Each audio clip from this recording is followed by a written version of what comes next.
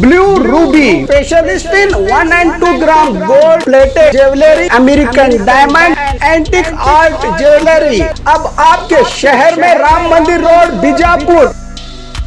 1 gram gold shop है हमारी। यहाँ पे हर चीज मिलेगी आपको, लॉन्ग नेकलेसेस पकड़ के शॉर्ट्स, सभी हेड टू टो आपको सभी लेडीज आइटम मिलेंगी, जेंट्स आइटम भी मिलेगा, एडी एंटी और ऑक्सीडाइज सभी चीजें मिलेंगी। क्वालिटी एकदम A1 है, एज इट इज गोल्ड के जैसा दिखता है। आप हमारे शॉप पे एक बार विजिट करिए, देखिए, आपको सेटिस्फेक्शन मिलेगा। Thank you.